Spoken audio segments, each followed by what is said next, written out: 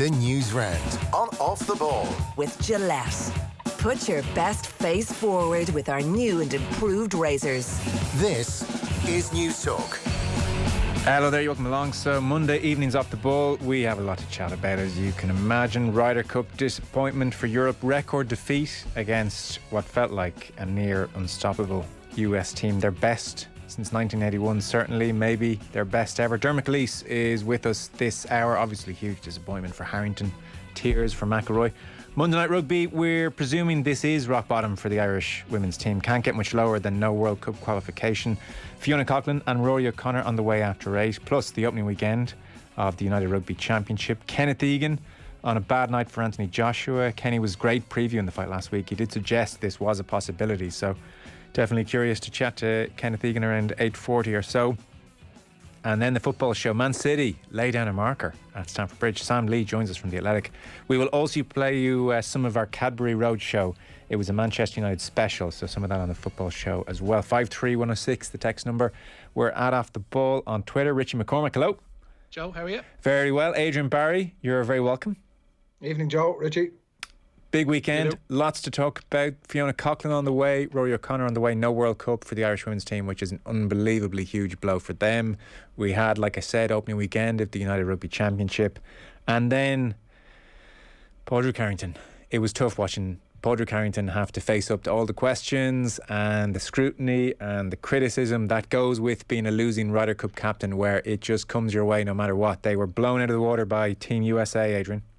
Yeah, it was desperate, wasn't it? Like, just a weekend like that where all you want to do is just spend 15 hours on the couch every day, Joe, and get stuck into it, and you just want a bit of encouragement to be able to do that. And there were little glimpses, weren't there? There were small little glimpses, maybe, God, they must have lasted no more than about 15 minutes.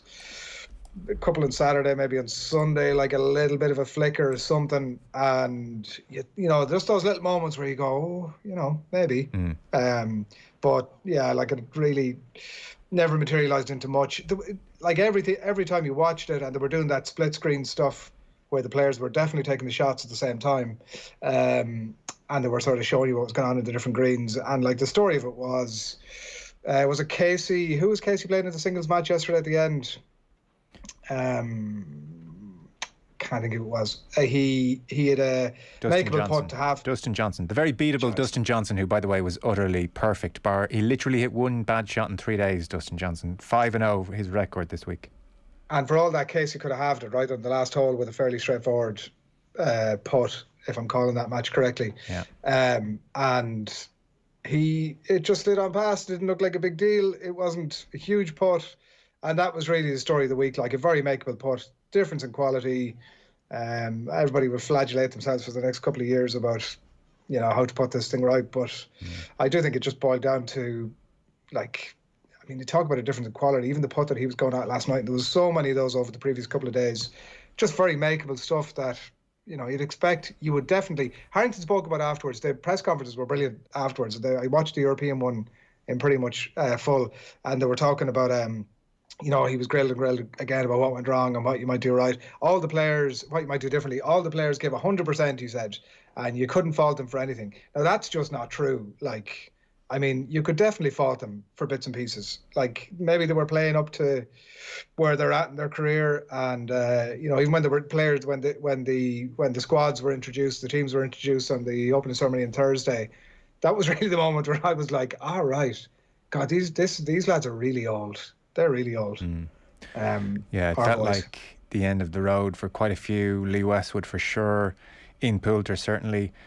I mean, you say there were a few glimmers. There weren't many. like we're talking like glimmers. I have to say, I tweeted last night that by Friday afternoon I felt it was over. In truth, I felt by Friday morning it was over. The nature of that opening foursome session was just devastating, because you looked, John Ram and Sergio Garcia beat Spieth and Thomas in the opening match 3-1, and John Ram, in that environment with the ship sinking all around him at all times and in a hostile atmosphere, was phenomenal. Like, he went up in my estimation even more so than winning the US Open. And so really, you know, Sergio Garcia along for the ride, and Ram was going to be brilliant, and they beat Thomas and Spieth, who you knew were going to win matches themselves. But the rest of that session, it was like Casey Hovland Dustin Johnson and Morikawa dispatched them, and you thought, wow, that's basically an unbeatable pair this week, Morikawa and Johnson. Then you had Lee Westwood and Matt Fitzpatrick, very iffy, and they were against Brooks Koepka, Daniel Berger, another unbelievably solid partnership. And then bringing up the rear, what was so dispiriting was McIlroy and Poulter, because it became apparent very quickly that, you know, one of the great hopes for Europe would have been that Rory McIlroy, who had been very tired, took his 2-3 weeks off and came back full of energy and ready to go. So it was obvious based on his play in the first Friday morning. That was as bad as I've ever seen him play, actually. So he wasn't at the races. And then Poulter, again, the other hope was defying logic somehow. Like Ian Poulter just defies logic at the Ryder Cup, and that's going to happen again. And that patently wasn't going to happen. What's worse, they were beaten 5-3 by Patrick Cantlay and Xander Schauffele, which was another pairing. And so from Friday morning, I looked at those US pairings and I thought, they just can't be beaten by this European team. Those that they have that many pairings. Let me put it to you this way. You would struggle to tell me the US's best pairing between Cantlay, Schauffele, Morikawa, Johnson, Thomas Spieth, a couple of others. Scotty Scheffler and DeChambeau were brilliant in the four balls. After Rahm and Garcia, who was Europe's second best pairing? Oh, wow. They didn't have a second pair in Europe. They didn't have one. They just blown out of the water. They had a couple of individuals, they had a couple of individuals going along all right, but certainly not as a pairing or like that thing that you expect with the dovetailing. No, look, it was unbelievably disappointing. And also, like, the thing is around like the foursomes and the four balls, you can have a third of your team who are good and you can put them out, and four players, good players on form, can effectively drag you through Friday and Saturday. Now, Europe are even struggling with that, right, to have four players to pull them through. And certainly, I think any questions to Harrington, maybe some of them could be around that in terms of some of the selections he put out. But you can rely on four players, make them play 4 sessions. Ideally, you know, they're on song and they're playing well and they're dragging a few points out of it. But by the time Sunday comes around, you know, it's a very different dynamic. And you can't carry anybody and everybody's got to win points.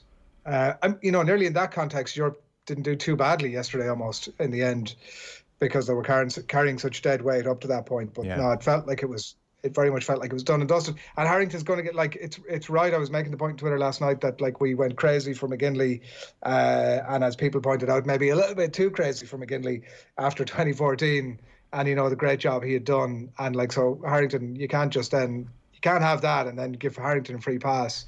You've got to look at that for sure. And I think there are question marks to be asked. But somebody was saying, like, you know, look at Faldo, and like that's obviously is he the equivalent of Watson in the way he's kind of held up as kind of stunk the joint out a bit. But like his team in 2008 were a really good team, like, you know. But it was also the way Faldo went about his business. Everything about it was bad. It was careless. It was ill thought out. Yeah.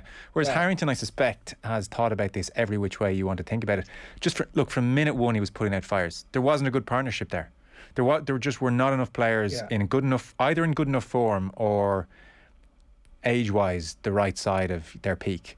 And it suddenly hit me a couple of days before when on Golf Weekly we went through the form of all the European players over the last couple of weeks, months, and suddenly it was like just a desert. There was nobody in good form bar John Rahm, like nobody. And what do?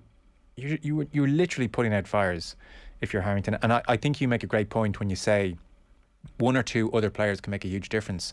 Unfortunately now for Europe, most of them are walking around with earpieces on as vice captains because they're just that bit too old. I thought you meant that they were Justin the lads who were playing were going around with hearing aids. Justin Rose was left out, which maybe you could quibble with, but ultimately, if you go back the last couple, like what McGinley had to work with, in Rose and Stenson, you had an almost unbeatable pair. So if Harrington had a Rose and a Stenson pairing to put out in all 4 matches, that's potentially, let's give them 3 out of 4, which is very possible for those two. That's a 6-point swing, and maybe 1 or 2 of them win on Sunday as well. So, you know, it makes a huge difference. But I don't know how much you saw of it, Richie, but I mean, it was just like an absolute flogging, and it was over from Friday. So it was a long couple of days, I suspect, for Team Europe. Yeah, I drifted in and out, obviously, because there's other bits and pieces going to take my attention on Sunday in particular. But like, this isn't a Harrington thing, or it isn't even like a Steve Stricker thing. I'd be loath to put too much praise or too much criticism on a captain, particularly when the raw material which he's working or with which he's actually just, you know, pairing up or deciding the order of. aren't really there. I mean, you just have to compare man for man that US squad. It's something we brought up in the whole lead into the competition. The US team versus the European team in terms of their form, in terms of their ability, they're just at the moment anyway streets ahead of the European counterparts. So it's not like a football or a rugby manager whereby you can kind of alter your tactics throughout the tournament. You can change up pairings, but ultimately you can't change the fact that your players have no form and are coming into this thing like ice cold in the main, apart from John Ram. There's just no altering that. So regardless, you can't really pile too much praise on Steve Stricker because he has these amazing raw materials, and if he's managed to do anything, he's managed to coalesce them into a team whereby, even with all these fractious personalities and people that apparently don't get on, manage to combine them in a winning dozen. Similarly, Harrington managed to bring that team together brilliantly. Just look at Rory McIlroy's reaction to the conclusion of his match last night. The guy's in tears. He's clearly bought into this whole Ryder Cup team ethic. But when you're cold and have no form, you have no form. And when you're just not good enough, you're just not good enough. And there ain't no captain in the world that is going to be able to change that. No, I don't think so, realistically. Brendan and Leixlip, hi lads. It was always going to be a huge ask for Europe to beat what is probably the strongest US team ever. It was like expecting the Irish football team to beat any top team. Harrington made selection mistakes, but even if he got it right, we simply don't have the players to contend. It was over by Friday night. Joe in Waterford, Europe battled hard. Both teams played to their potential. Problem is, US team's potential is 10 players in the top 13 in the world. That's the other thing. The US actually all played to their potential. There's not a single player out there who had a bad Ryder Cup, which is absolutely not unheard of, but not far off it. Somebody in Cork wonders, Bracken in Cork, was the pairing of Rory and Poulter smart? I believe they were incompatible personalities and would separately have benefited from other pairings, so 4 points lost. They've been great before, Bracken. Those two are a trusted, tried and tested partnership. But I must say, I thought based on the form of Rory coming into this and where Poulter is, I didn't think foursomes was right for them because, look, Rory just has a lot of mistakes in him at the moment. And that's not good in foursomes. And Poulter, I think expecting him to just perform miracles all the time is obviously going to come up short at some stage. That said, you'd have to say in Harrington's defence, Adrian, I don't think I'd have put Rory out first in the form he was in. But I understood the logic. Let's see, we can't lose. He has to play at some stage. Let's see if we can spark something in him. That paid off beautifully. Well, I did, absolutely. And I did wonder about all that, and I'd love to know what's going on in the team room behind it all, even the McIlroy-Poulter pairing. You'd have to assume, given, as Richie said, the emotion that came out of McIlroy afterwards, right, that he was hugely invested in this thing. In that context, he's probably talking to Harrington behind the scenes and going, listen, put me out, I want to do this for you, I want to do it for the team. He did, yeah. Harrington confirmed that. Did he really? Okay. Yeah. I didn't hear that. Okay. But he said ultimately we made the decision, but he was definitely happy to go out first. Yeah, so that makes total sense to me. And in that context, if I'm Harrington, I'm and there is a little bit for about all the reasons we've spoken about with the quality of the team and keeping your fingers crossed and putting them out and hoping for the best. There's no getting away from it. And Richie makes the point about Stricker putting his 12 lads out, maybe not giving them a huge amount of credit. Compare that with the Watson captaincy and Mickelson afterwards and how he went through them. Compare those two press conferences and what happened. Yeah. And looking at the two lads in 2021 who despise each other. Now look at it, was all a bit cringeworthy and stuff, but they were getting to the point where they could have a bit of a hug, and that looked maybe in part, the second iteration of it, the one at the press conference, looked in part like it might have been a bit genuine between DeChambeau and Koepka. In part. In part. Trust me, the way the Europeans lost was brilliant. They did the same way in A16 in Hazeltine. Didn't throw anyone under the bus, even though it seemed like it was iffy enough behind the scenes. And they came back and they won in Paris, and the relationships were all good. Whereas when the US lose, all hell breaks loose. And be under no illusions, okay, the US team are best friends. I want to see them lose as best friends before I buy it. And Stricker's the perfect captain, stays out of their way, not looking for the limelight. I tell you what, let's get Patrick Reed automatically qualified back into that room. Yeah. And let's get that room toxic again with Patrick Reed. Let's bring that up a bit. And let's get Phil Mickelson as captain, making it all about Phil. And let's see how they go.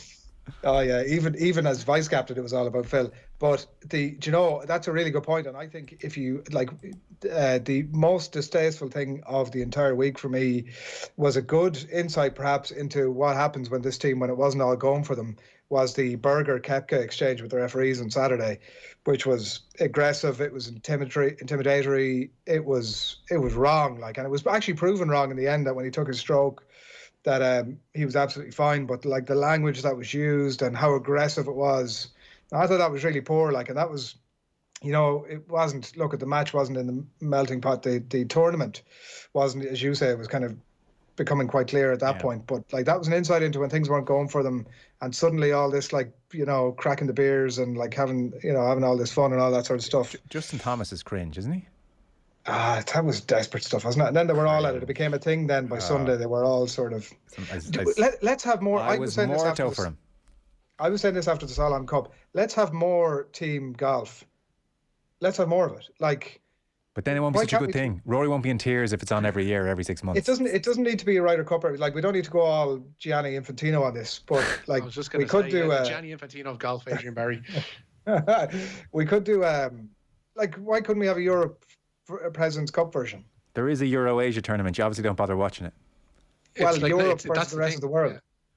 Yeah. Like, nobody cares about these secondary things.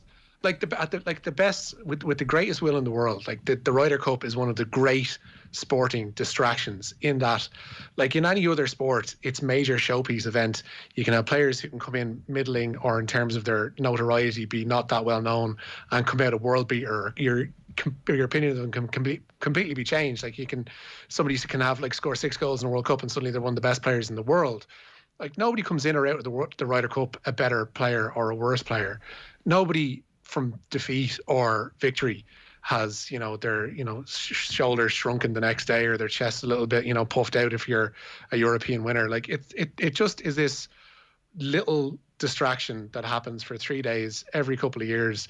Everybody buys into it, everybody gets a bit of crack out of it, and then you just let it sit for 2 years and come back to it. But it's not, like I say, it doesn't make or break it. Yeah, it's just a shiny thing. It's just a shiny thing to distract us for 3 days, and that's fair enough. Sometimes we need shiny things to get through life. But Poulter might be the one player who's maybe kind of had his career really enhanced by it. But I definitely take the point. No one thinks less of Tiger because he wasn't a great Ryder Cup player.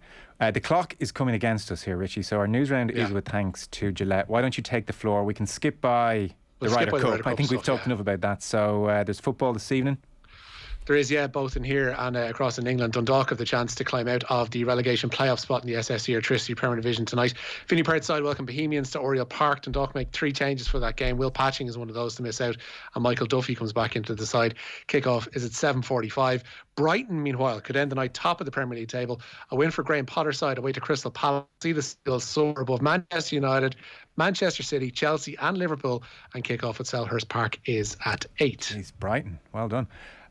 Ole Gunnar Solskjaer is at the wheel, Adrian, for how much longer? We were talking to Martin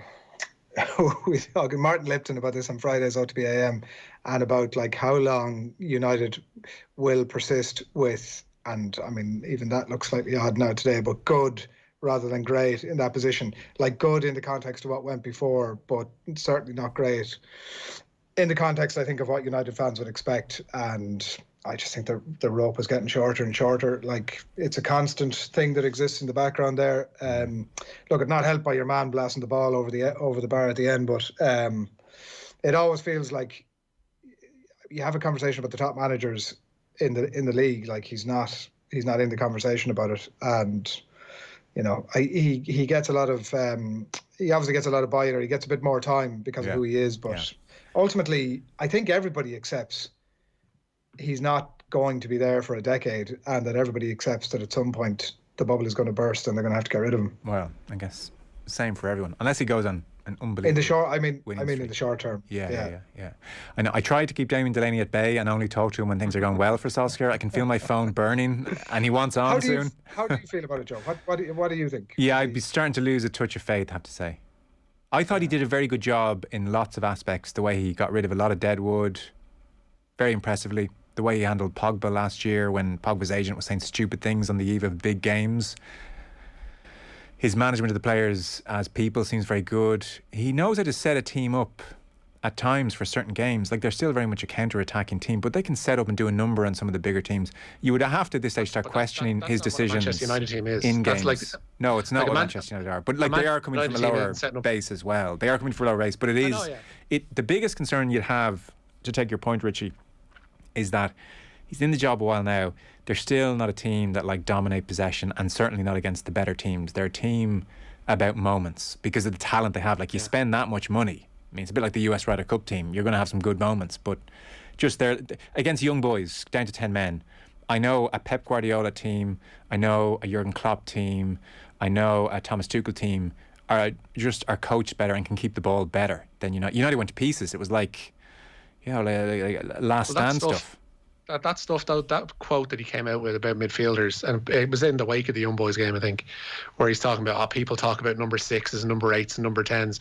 Yeah. Like he was essentially using that quote as of throwing in midfielders, and they go in there and they just kind of perform. You don't need people to perform an action specific roles, and it's modern football. You do. Like times have moved on, and perhaps he was putting a bit of a brave face in it and saying, they're not trying to give too much of an insight into what his tactical nous is or isn't.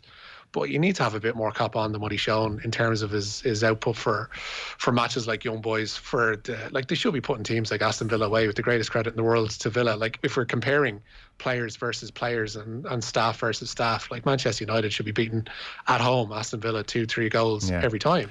And they probably created enough chances to potentially do that on Saturday. They just we're into the races in terms of trying to finish them off, and it's the fact that they can't get a consistent run going. Like they can't get 5, 6, 7, 8, 9 matches like this going in a season. We always reach this point every 2 months where we're talking about his future. Oh, sorry, they're due their like 5-game winning streak now to calm it all down. They're going to go until Christmas now, and everything's going to be great. But we'll be back here again, and as long as those conversations are inevitable, he's definitely not the man for the job. There is, Adrian, a brutal reality, isn't there, that if Manchester United are supposed to be best in class, and they've gone for Van Gaal at a time when he was sort of past it, Jose at a time when he was sort of past it, Moyes was a punt, they didn't stick with him, give him enough time.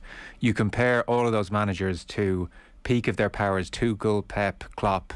The frustration, I suppose, would be, if you're a United fan, they've never gone for the best in class post-Ferguson. They've always had something wrong with the manager. Solskjaer is part of that trend.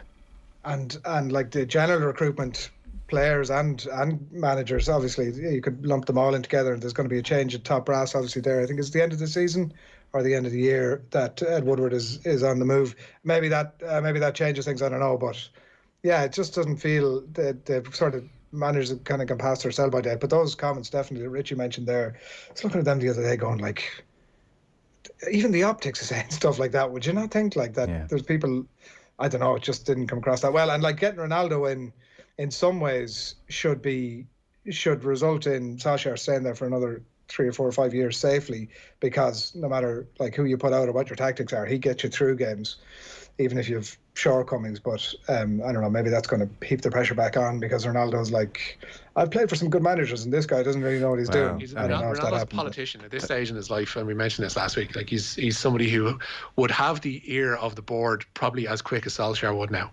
So if he starts to make rumbling and saying this guy's not up to it, then they're more as likely to act on his say-so than they are Solskjaer's. That's true. He needs to keep Ronaldo happy, which is an added complication. Now, Claire Molloy, no relation, by the way, Claire Molloy. Yeah, she has confirmed her retirement from international rugby this evening. Her 74th and final appearance came as a sub in Saturday's heartbreaking 20-18 loss to Scotland, which cost Ireland a place at the Rugby World Cup. Molloy says she's had some priceless highs and some rock-bottom lows during her career. The prop made her Ireland debut back in 2009, and just 4 years later helped Ireland win the Grand Slam. She's a Triple Crown winner as well in 2015, as Ireland won yet another Six Nations title. But sadly, her career ends on those bottom lows. It sure does. World-class player. So Fiona Coughlin on the way after 8 o'clock, Rory O'Connor as well. This is real crisis stuff now for the Irish women's team. IRFU really need to get to the bottom of what's happened since 2014 and a semi-final. 2017 was very poor, and to not make the World Cup now is disastrous. Nothing short of disastrous for the game. It's going to be an interesting one to see if the IRFU's report comes out and they decide that what the problem was with the preparations for the Rugby World Cup qualifying and the last 5 years essentially of the Irish women's national team was the IRFU. That is going to be a very interesting situation when they have to point the finger back at themselves, because I don't think there's anybody involved in women's rugby up and down the country that didn't see like we didn't see this coming, like because that it's such a horrible thing to envisage Ireland not qualifying for a World Cup. But it's definitely chickens coming home to roost stuff in terms of the approach that the IRFU had towards 15s rugby on the women's side of the game, because it hasn't been great. Like the funding drop-offs, concentration on sevens, like this is stuff that should have been rectified and shouldn't have, paths that shouldn't have been gone down 4, 5, 6 years ago, and they did, and they're paying for them. And you know what? One quick point on it, like watching a good bit of the game at the weekend, it was a bit like the Ryder Cup, to be honest with you. There were patches of it and you thought, geez, they're actually going to get this done. When Lindsay Peake came on, and you actually thought, geez, they might actually squeeze out a couple of tries there toward the end. It might not be the worst thing in the world that would have really papered over the cracks if they got those couple of tries and come through against Scotland and made the World Cup. It would have been, everybody accepts papering over the cracks in a big way. So it's terrible that they're not going to be at the World Cup, and for Irish rugby it's a desperate setback. But if it's going to fully lance the boil and they're going to have a proper review into what went on and put in place what needs to be there for the betterment of Irish rugby, then that would be the best possible outcome of all of this. Fellas, we're out of time. Thanks so much, Richie McCormack. Nice, lads. Adrian Barry, thank you. Cheers, Joe.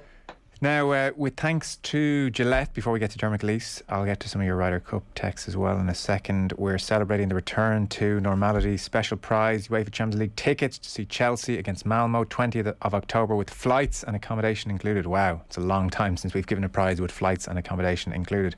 You can enter the competition via the Off the Ball Twitter page, where we'll be posting an image of a bearded sports person every day this week. All you have to do is look at the beard with the rest of the face cut off there, obviously, and tell us who this person is for your chance to win this amazing prize. Put your best face forward, hashtag best face forward with Gillette. So just go onto the Twitter page, identify the beard, and best of luck with that. We're talking Ryder Cup. Dermot Lease is next. The Newsround on Off the Ball with Gillette. Put your best face forward with our new